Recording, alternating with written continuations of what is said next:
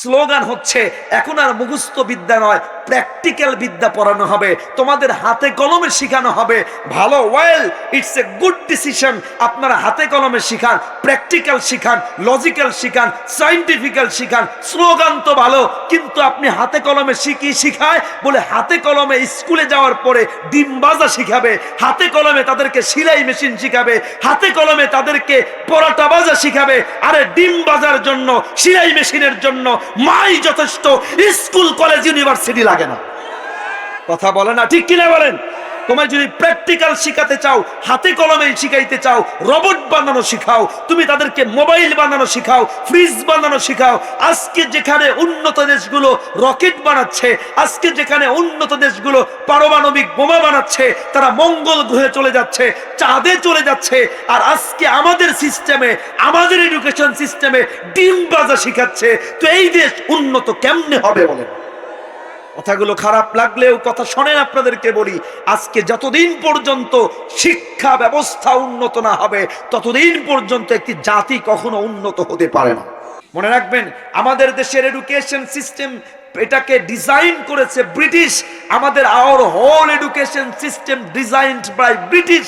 ব্রিটিশরা যখন এ দেশকে শাসন করছিল, তাদের এক শ্রেণীর কর্মী দরকার ছিল, গোলাম দরকার ছিল, যারা তথাকথিত এডুকেটেড হবে, শিক্ষিত হবে, কিন্তু শিক্ষিত হওয়ার পরেও তারা কোনো কিছু আবিষ্কার করবে না, তাদের কোনো ক্রিয়েটিভিটি থাকবে না, তারা বই মুখস্থ করবে আর তারা একটা সার্টিফিকেট অর্জন করবে, আর ব্রিটিশদের পাঁচাটা গোলামে পরিণত হবে। কপাল পড়ে জাতির ব্রিটিশরা বিদায় হয়েছে, ভারতবর্ষ তৈরি হয়েছে, এরপরে পাকিস্তান তৈরি হয়েছে, পূর্ব পাকিস্তান থেকে বাংলাদেশ তৈরি হয়েছে। এই লম্বা সময়ে ব্রিটিশদের রেখে যাওয়া গোলামি এডুকেশন সিস্টেম আদৌ পরিবর্তন হয় নাই। কথা বলে না, ঠিক কিনা বলেন? আপনাদেরকে বলি শোনেন, ওই যে ব্রিটিশ রেখে দিয়ে গেছে গোলাম এডুকেশন সিস্টেম, আদৌ আমাদের দেশে ওই সিস্টেমই চলে। মুখস্থ করো, মুখস্থ করো, মুখস্থ করে করে গোলাম হও, সার্টিফিকেট একটা ধরিয়ে দাও। আজকে আমাদের education system only for certificate, only for a job, only for migrant. কেন বলেন আমাকে? আমার যুবকেরাদের কি নাই? আমার দেশে কি নাই? আমার দেশে ইউনিভার্সিটি সব আছে, ইউনিভার্সিটির অভাব নাই, বুয়েট, কুয়েট, চুয়েট, ডুয়েট, ছাত্রের অভাব নাই, কিন্তু কপাল পোড়া এই লম্বা 50 বছরের স্বাধীনতার দেশে আমার দেশের ঢাকা ভার্সিটিও বুয়েট, চুয়েট, কুয়েটও ইন্টারন্যাশনাল ইউনিভার্সিটির যে সিরিয়াল থাকে 100-500-র মধ্যেও একটাও নাই। কেমনে থাকবে? কারণ আমার দেশে এডুকেশন সিস্টেমে পড়াশোনার পরিবর্তে পচা রাজনীতি, মদ, গাঁজা, ইয়াবা, প্রেমপ্রীতি, সিনেমা, নাটক, মুভি, এইগুলো আমাদের প্রাইমারি থেকে শুরু করে একদম মাস্টার্স, পিএইচডি পর্যন্ত একদম A to Z এগুলো দিয়ে ভরপুর হয়ে গেছে। আমার দেশের যারা অনার্স মাস্টার্স পড়ে কপাল দুঃখ হয়, পৃথিবীর অনেক দেশগুলোতে যখন যাই বিভিন্ন ভিজিট করতে, প্রোগ্রামে কিংবা বিভিন্ন পারপাসে যায়, দেখি একটা দেশে যখন ওয়ার্কার যারা হয়, ওয়ার্কার, আপনি যান গোটা পৃথিবী, শুধু বাংলাদেশ নয়, কপাল পড়া শুধু বাংলাদেশ না, আজকে গোটা মুসলিম জাতি আজকে শিক্ষায় পিছে পড়ে আছে। শুধু বাংলাদেশ নয়, আপনি আমেরিকায় যান, আমেরিকায় গিয়ে দেখবেন যারা ওয়ার্কার কাজ করে, পরিষ্কারের কাজ করে, ক্লিনারের কাজ করে, যারা হজ ওমরায় যান, যারা দেখেন সৌদিতে পর্যন্ত যারা ক্লিনারের কাজ করে এরা বাংলাদেশি।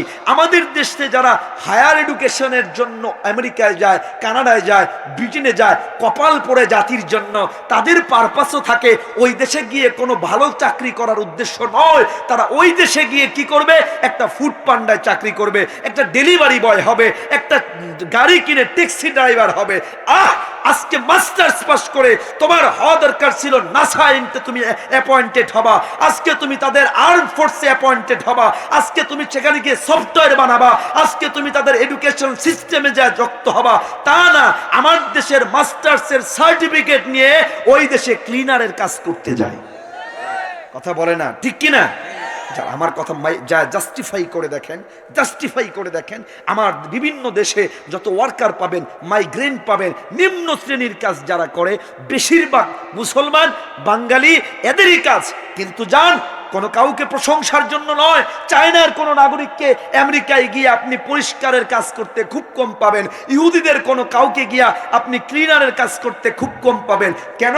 ওরা এডুকেশনকে প্রায়োরিটি দেয়, ওরা শিক্ষাকে প্রায়োরিটি দেয়, ওরা কোনো কিছু আবিষ্কার করাকে প্রায়োরিটি দেয়। এজন্য আমি বলতে চাই, মাই ডিয়ার ইয়ঙ্গার ব্রাদার্স, যুবকেরা, তরুণেরা যারা এডুকেশনের সাথে জড়িত আছো, তোমাদেরকে বলি, মায়েদেরকে বলি, ভাইদেরকে বলি, আপনি আপনার ছেলে মেয়েকে ওই ডিম ভাজা শিখান। এটা আপনার শিখানোর জন্য স্কুল দরকার নাই, বাড়িতে অটো শিখবে।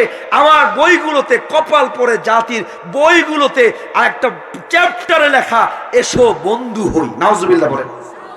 মানে প্রমোট করছে, এসো প্রেম প্রীতি শেখো। স্কুলের সিলেবাসে প্রমোট করা হচ্ছে প্রেম প্রীতি শেখো, প্রমোট করা হচ্ছে ছেলে মেয়ের চেঞ্জিং এ কি হয়। একটা ছেলের চেঞ্জিং যা হয়, মেয়ের চেঞ্জিং যা হয়, অটো বোঝে। শিখানো দরকার ছিল তুমি তোমার চেঞ্জিং এর সময় নিজেকে কন্ট্রোল কি করে করবা।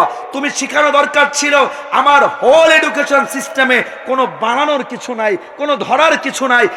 আমার একটা ব্লেড, এটাও অন্য দেশ থেকে ধার করে আনতে হয়। কথা কয় না? এই জন্য আমাদের এডুকেশন সিস্টেম পরিবর্তন হওয়া দরকার। যারা এর সাথে জড়িত তাদেরকে বলি, আপনাদেরকে বলি, আমি যুবকদের জন্য পরে বলবো কি করবেন, কেমনে করবেন, পরে আসবো। এতটুকু কথা মনে রাখেন, শিক্ষায় পরিবর্তন আল্লাহ আমাদের তৌফিক দিক, বলেন আমিন।